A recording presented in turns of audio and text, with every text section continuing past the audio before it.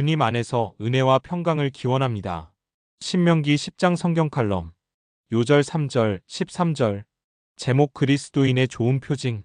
누구나 몸에 흉터를 가지고 있습니다. 작은 여드름 자국부터 큰 수술 흉터까지 많고 다양합니다. 놀라운 성형의 발달로 보이는 흉터는 없앨 수 있으나 그 상처의 흔적은 기억 속에 간직되어 있습니다. 흉터와 흔적이 아픈 기억을 소환하는 것이라면 사건 속에 주어지는 표징과 훈장은 자부심을 갖게 합니다. 좋은 표징과 큰 훈장일수록 명예를 지키며 살 수 있는 원동력이 될 수 있습니다. 신명기 10장은 두 번째 십계명 돌판의 이야기로 시작됩니다. 전장에서는 금송아지 숭배 사건을 중심으로 결코 자만하거나 교만심에 빠져서는 안 된다는 것을 말씀했습니다. 첫 번째 주어진 두 돌판은 깨트려졌고 이는 하나님의 진노와 함께 언약의 파기를 의미합니다. 진멸될 수밖에 없는 긴박함 속에 단호한 정결 작업과 모세의 목숨을 건 중보기도로 위기를 극복합니다. 하나님의 회복으로 두 번째 돌판을 받게 되는데 특이한 상황이 발생합니다. 첫 번째 돌판은 분명히 하나님께서 직접 준비하셨습니다. 출애굽기 31장 18절입니다. 여호와께서 시내 산 위에서 모세에게 이르시기를 마치신 때에 증거판 둘을 모세에게 주시니 이는 돌판이요 하나님이 친히 쓰신 것이더라. 그러나 하나님께서는 첫 번째와는 다르게 두 번째 돌판과 그것을 보관할 궤를 모세가 준비하도록 조치합니다. 모세가 돌판과 궤를 준비하면서 든 생각은 무엇일까요? 금송아지 사건의 죄악을 떠올리며 이스라엘 공동체가 치명상을 입은 흔적을 되새겼을 것입니다. 16절 하나님 언약의 회복은 분명하지만 이제는 하나님 자리에 어떤 것도 대체할 수 없음을 새기는 것입니다. 이 과정을 통해 인간의 책임을 다짐하는 표징이 되었습니다. 우리의 신앙생활에서도 이와 비슷한 사례가 생깁니다. 죄악으로 인한 징계의 흔적을 보고 표징으로 상기해야 합니다. 다시는 그 죄악의 돌부리에 넘어지지 않겠다는 결심을 하는 것입니다. 두 번째 돌판은 조각목으로 만든 법궤에 넣어 간직하게 합니다. 이것은 이 돌판이 영구히 전수되어야 한다는 것을 보여줍니다.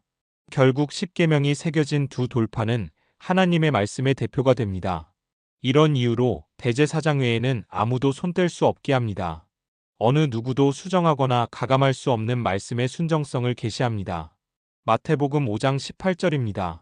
진실로 너희에게 이르노니 천지가 없어지기 전에는 율법의 1.1획도 결코 없어지지 아니하고 다 이루리라.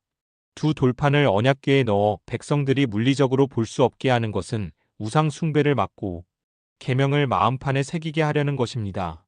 이것은 지금 우리가 하나님의 말씀을 대할 때 두려움과 떨림으로 대하고 정확무오한 내용으로 받아야만 할 것을 교훈합니다. 요한계시록 22장 19절입니다.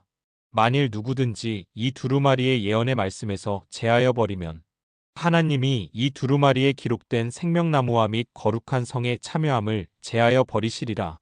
법궤에 함께 들어있던 아론의 쌍난 지팡이와 만나 항아리의 교훈도 흔적과 표징의 맥락으로 볼 때 신앙의 경계가 됩니다.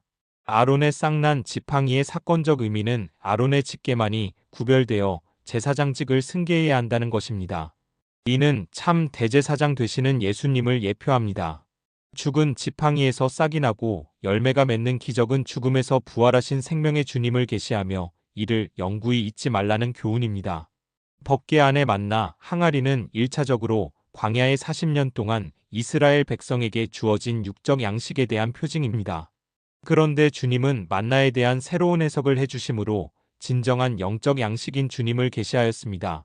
요한복음 6장 57절에서 58절입니다. 살아계신 아버지께서 나를 보내심에 내가 아버지로 말미암아 사는 것 같이 나를 먹는 그 사람도 나로 말미암아 살리라. 이것은 하늘에서 내려온 떡이니 조상들이 먹고도 죽은 그것과 같지 아니하여 이 떡을 먹는 자는 영원히 살리라. 하나님의 전능성과 주권성은 17절에 하나님의 자제한 셀프 리미테이션까지 포함되어 있습니다. 하나님의 아니하시고 라는 자제안의 원리는 하나님의 주권 행사가 강제적인 것이 아니라 자유성이 있다는 뜻입니다. 모든 것을 다 하실 수 있는 하나님께서 거짓말과 변절과 모순되는 행위 등은 아니하시는 역설입니다. 어떻게 하든지 하나님께 순종하며 살겠다는 신자는 날이 갈수록 주님의 성품을 닮아갈 것입니다. 12절부터 13절, 마태복음 11장 29절부터 30절입니다.